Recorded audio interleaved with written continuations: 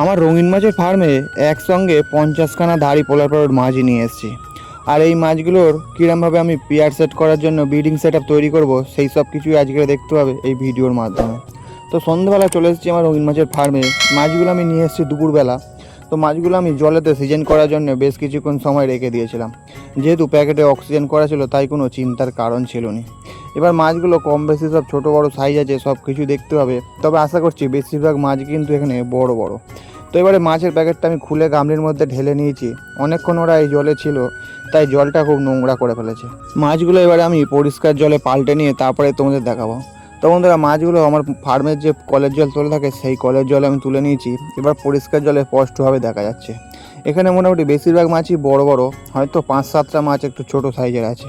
তো যাই হোক, কম বেশি আমি সব কটা মাছকেই আমি ব্রিডিং সেট আপের জন্য দেবো। দেখি কোন মাছটা কীরমভাবে পেয়ার সেট আপ নেয়। আর চলে এসেছি আমি আমার পুরাতন ফার্মে, যেখানে আমি এই পোলার পাড়ার মাছগুলোর ব্রিডিং পেয়ার সেট আপ করার জন্য পুরোপুরিভাবে তৈরি করে ফেলেছি। দেখো, এখানে আমি মাঝখানেরটাতে প্লাস্টিক দিয়ে দিয়েছি যেখানে জল রাখা হবে, আর দুটো জায়গা খালি আছে যেটা আমি আগামীকাল আবার তৈরি করে নেবো।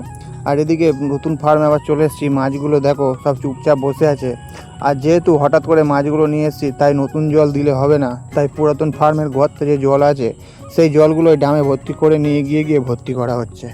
তো বন্ধুরা, পুরাতন ফার্মে যে সেট আপ তৈরি করেছিলাম সেখানে জল ভর্তি করা হয়ে গেছে। এবার নতুন ফার্মে এসে একদম বড় বড় সাইজের 10টা মেল আর 10টা ফিমেল মাছ একটা গামলির মধ্যে তুলে নিয়ে চলে যাব পুরাতন ফার্মে। তার কারণ এখানে যে জায়গাটা আছে সেখানে 20খানা মাছের বেশি দেওয়া সম্ভব নয়, তাহলে কিন্তু মাছ কামড়াকামড়ি করে মারা যেতে পারে। এবারে আমি পুরাতন ফার্মে এসে মাছগুলো সব আস্তে আস্তে ছেড়ে দিচ্ছি ওই জলের মধ্যে। এবারে ওদের মধ্যে দিতে হবে ভাঁড়, তবেই কিন্তু ওরা পেয়ার সেট হওয়ার জন্য জায়গা তৈরি করবে। তো মোটামুটি মাছগুলো ছেড়ে দিয়েছি। এবার ওরা কিন্তু চারিদিকে ঘোরাফেরা করছে। তারপরে অবশিষ্ট যে মাছগুলো আছে সেই মাছগুলো আমি আবার নতুন ফার্মে গিয়ে চারিদিকে ছেড়ে দেবো, যেখানে যেখানে পেয়ার সেট আপ করার জন্য জায়গা তৈরি করব। তো দেখো, মাছগুলো ছেড়ে দেওয়ার পরে ওরা কিন্তু এক কোণে গিয়ে জড়ো হয়ে গেছে। আস্তে আস্তে ওরা চারিদিকে ঘোরাঘুরি করবে।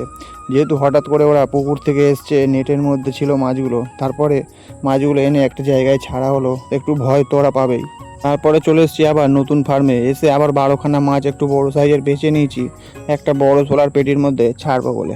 তো বন্ধুরা দেখো, এই পেটিটাতেই মাছগুলো আমি ছেড়ে দিয়েছি। এবার ওরা ঘোরাঘুরি করছে। তারপরে অবশিষ্ট যে মাছগুলো আছে সেই মাছগুলো আমি ভাগ করে করে দুটো ছোট ছোট পেটির মধ্যে আমি সাজিয়ে দিয়েছি। এবারে আমায় যেতে হবে ভাঁড় কিনতে, তার কারণ এতগুলো মাছের জন্য ভাঁড় বেশি করে কিনে আনতে হবে। তাই আমি একসঙ্গে 12খানা ভাঁড় কিনে নিয়ে চলে এসেছি। এবার এই ভাঁড়গুলো আমি ভালো করে জলে ধুয়ে পরিষ্কার করে তারপরে প্রত্যেকটা জায়গায় 3-6টা করে দিয়ে দেবো। তাহলেই জানা যাবে যে কদিনের মধ্যে এই পোলার পাড়ার মাছগুলো পেয়ার সেট আপ হয়। তো ভাঁড় আমি 6খানা ধুয়ে নিয়ে চলে এসেছি পুরাতন ফার্মে। যেহেতু এখানে 10 জোড়া মাছ আছে তাই 6টা ভাঁড় আমি এখানে প্রথমে দেবো, আর দেখবো ঠিক কদিনের মধ্যে এখানে পেয়ার সেট আপ হয়। তো ভাঁড়গুলো এবার আমি আস্তে আস্তে প্রত্যেকটা জায়গায় বসিয়ে দেবো ভালো করে। প্রথমে একটা ভাঁড় নিয়ে একটা জায়গায় এক কোণে ভালো করে বসিয়ে দিয়েছি। তারপরে দেখো ঠিক কেমনভাবে আমি ভাঁড়গুলো বসালাম। মোট 6টা ভাঁড় 6 জায়গায় আমি ভাগ করে দিয়ে দিয়েছি। এবার যে মাছগুলো অটোমেটিক পেয়ার সেট আপ হবে ঠিক এক জোড়া মাছ ভাঁড়ের ভেতর ঢুকে বসে থাকবে। আর সেই মাছগুলো তুলে আলাদা আলাদা করে একটা একটা পেটিতে রাখতে হবে। এদিকে নতুন ফার্মে তো আমি ভাঁড়গুলো সব সেট আপ করে দিয়েছি।